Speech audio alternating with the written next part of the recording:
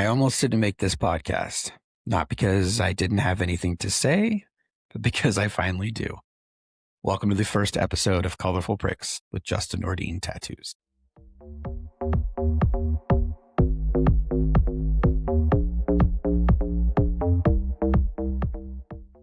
I didn't plan on starting a podcast. If I'm being honest, this has been sitting with me for a long time.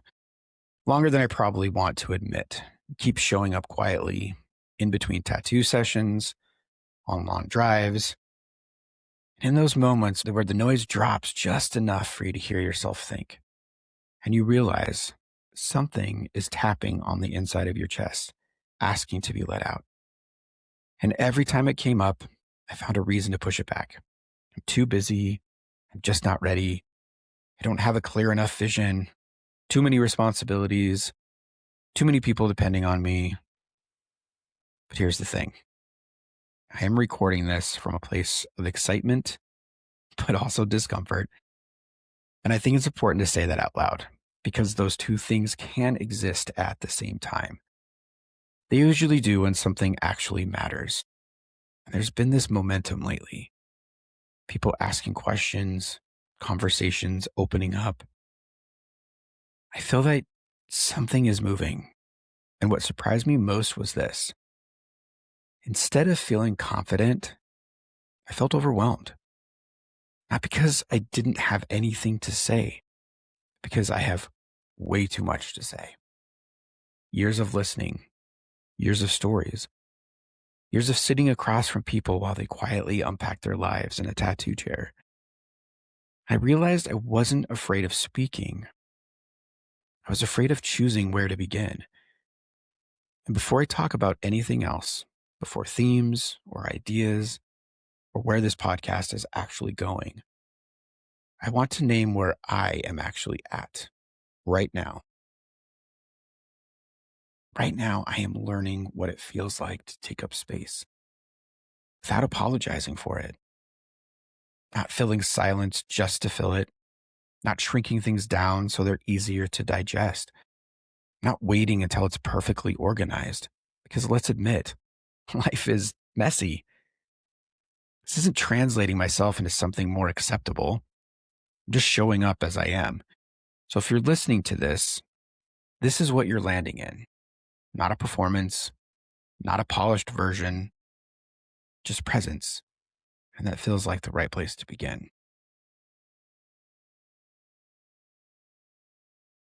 My awakening began the moment I decided to try and take my life in March of 2019. But wonderfully enough, that moment didn't end my life. It ended the version of me that was surviving without being present. And from that point on, my healing began. Not all at once, not dramatically, but slowly and quietly, sometimes really, really, really loud. But in most ways, people never saw, except the ones that were closest to me. I kept working, kept showing up. I kept being a business owner, kept tattooing. I kept building. From the outside, everything looked fine, even successful. But inside, yes, something had shifted permanently. I was alive. But now I was listening. And listening changed everything. When you stop numbing, you start noticing patterns. How often you override yourself. How often you abandon your own needs to keep the peace. How much of your identity is built around being useful instead of being real. And the last few years were about learning how to be present, how to regulate, how to heal, how to listen to my true self without letting the outside world keep defining who I'm supposed to be. How to feel without immediately numbing, without fixing, without running. Because of that, I've been in therapy for years, learning and unlearning. Therapy didn't give me all the answers, but what it did give me was language. Language for my nervous system, language for my past, language for why I react the way I did instead of the way I wanted to. And through all the ups and downs of the last 5 years, nothing could have prepared me for 2025. because this year did not start out gently. At the end of 2024, I made the decision to close my long-running tattoo studio, the Raw Canvas. That chapter had come to an end. And once again, I had to make a decision for myself that changed the status quo. I knew it was time. I knew something had to change, and closing the studio wasn't just a business decision. And in part, it was a death. That space held decades of identity, validation, momentum. Letting it go forced me to confront a question I couldn't avoid anymore. Who am I if I'm not holding everything together? Letting go of that studio forced me to grieve a version of myself I thought that I needed to survive. Not just the artist, but the leader, the provider. I had to admit I didn't know who I was without the pressure. And that question cracked something open. I tried for the first time to speak outward. I started a TikTok page called The Silent Riot in January of 2025. It was my first real attempt to try to connect to the masses. I saw the challenges we were facing as a nation, and I felt the tension in the air, the exhaustion, the quiet rage, the sense that so many of us are living inside of systems that no longer fit. I wanted my voice to be heard, and not for attention, but in hopes of encouraging others to use theirs. It wasn't perfect, but it was honest, and honesty has consequences. It stripped away more illusions. It showed me where I was still trying to be understood instead of just being true. The movement gained a lot of traction, but once again, I felt it clearly. This wasn't my place. My intentions may be good, or they were good, but it wasn't the direction that I needed to go. And I realized my voice wasn't meant to lead a movement fueled by anger. It was meant to hold space for complexity. So I let Silent Riot fade. And I turned back inward. For the next couple of months, I worked in my new studio, Alchemist Inc., and got an opportunity to go to a tattoo intensive in Ibiza. So I traveled across the world and I participated in a tattoo retreat that brought me back to myself. Back to being a student, back to curiosity, back to creativity I didn't realize I had buried. And for a long time, I had been focused on keeping it together instead of letting things move through me. But in Ibiza, I was surrounded by talent, ideas, and creation. I felt more alive creatively than I had in years. And I took away so much from that trip. But the biggest shift came after the summer, and that was in Greece. I don't talk about these trips casually.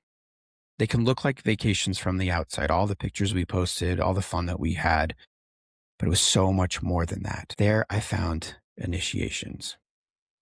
Something in me softened. Something else came online. I had spiritual experiences that I cannot package neatly to you right now. There were moments of clarity, moments of fear, and moments of deep remembrance. The dreams began to reveal deeper layers of the human psyche, my synchronicities that I could not explain away. I was having some of the most profound experience I had ever had, and even since my attempt in 2019. And then it clicked. The light finally turned on. I was beginning to understand the frequencies of what it meant to be human. And when I came home, I didn't feel euphoric. I felt calibrated. Like my internal volume had finally been adjusted to something true. I came home different. I was more sensitive. I was more open. I was less interested in performing certainty. And that's when it really landed. Everything that I had been through, my attempt in 2019, the years of healing, closing my studio, speaking out, traveling, coming home and integrating everything that I had taken, it wasn't leading me towards answers. It had led me to be present. It led me towards inner peace, and toward acceptance of myself. And suddenly, everything I had experienced over the last 18 years made sense. Why people talked to me the way that they did. Why, when they were sitting in my chair, it mattered. And even in those moments of silence, why those mattered. People don't want advice. They want to be heard without being corrected. And I realized something. The world doesn't need another voice telling people what to think. It needs more space where people are allowed to exist, to share their experiences, because our experiences are what makes us human. They're what connect us. And that's when this stopped being about me. That's when colorful pricks became inevitable.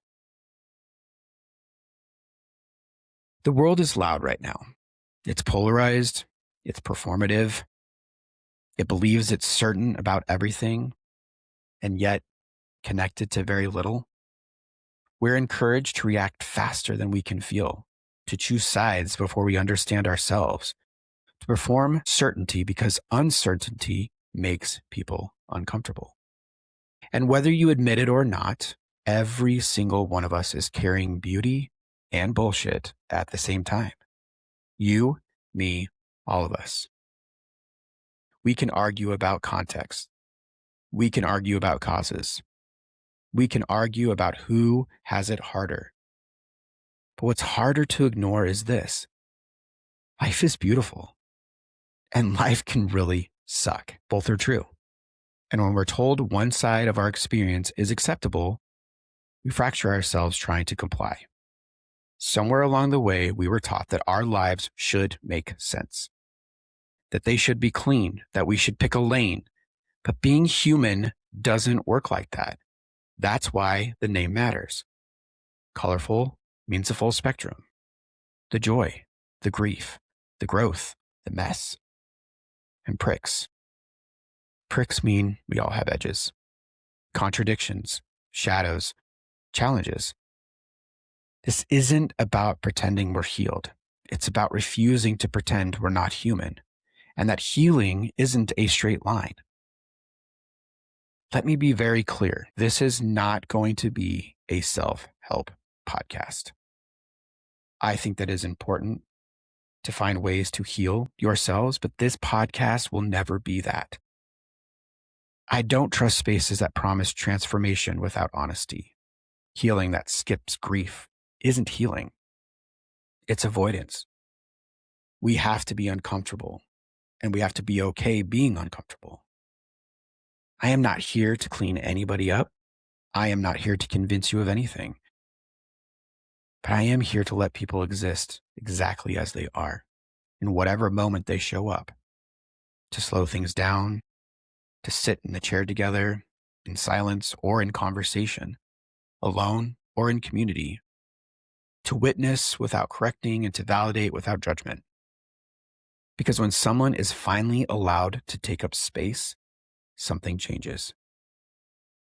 And I know that because I've lived it.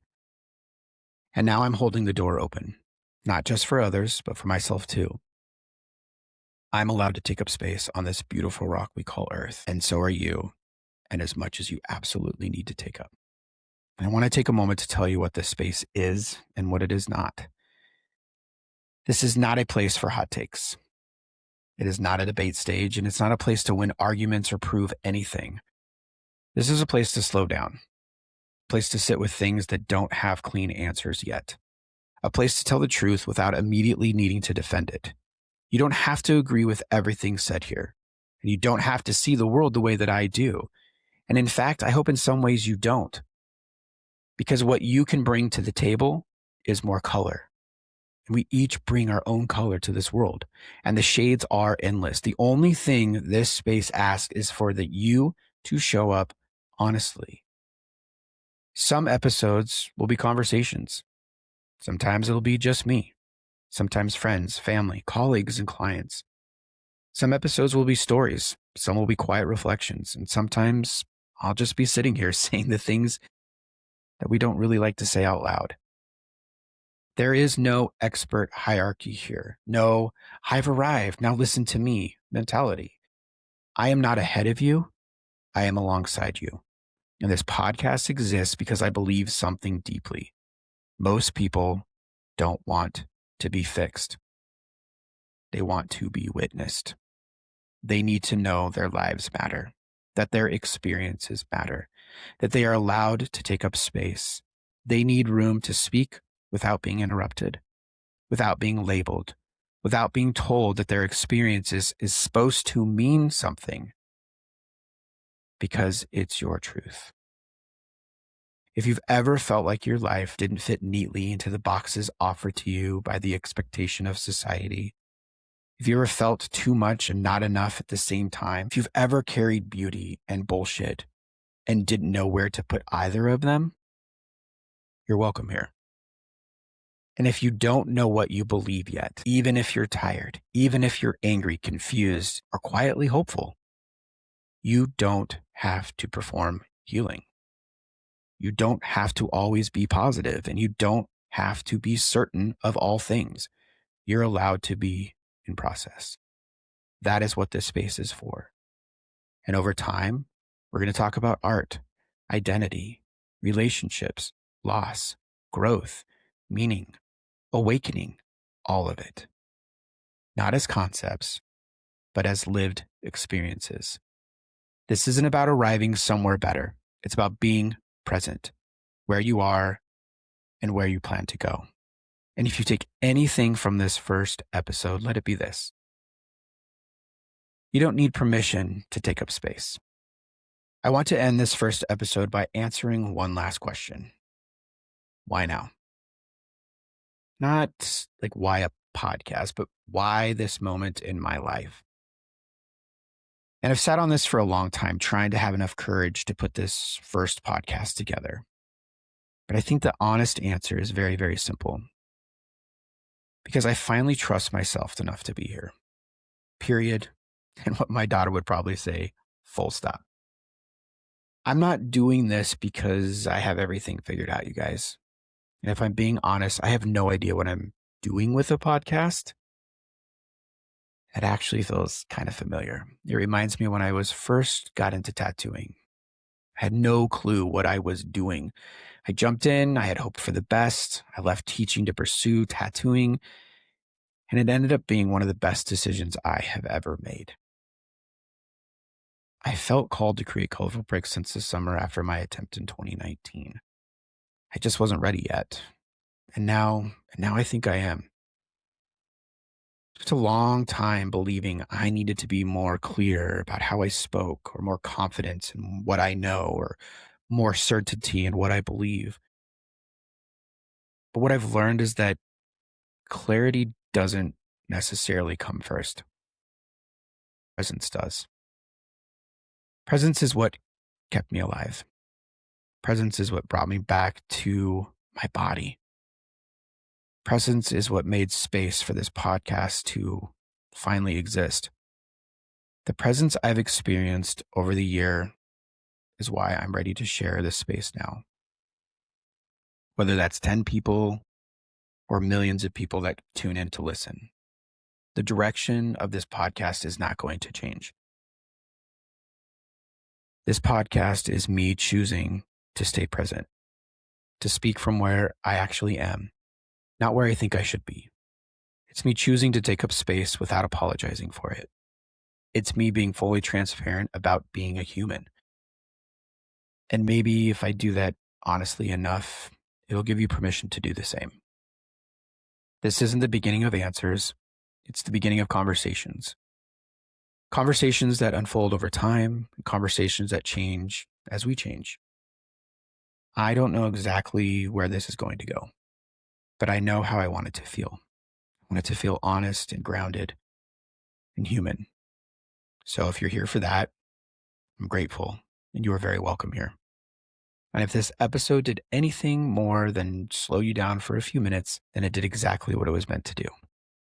And if you are interested in being a guest, whether we're complete strangers, past or current clients, friends, family, or simply someone with something to say, you can reach out to me at colorfulpricks@gmail.com. This space is for all of us. I'll see you guys next time here on Colorful Pricks. Much love.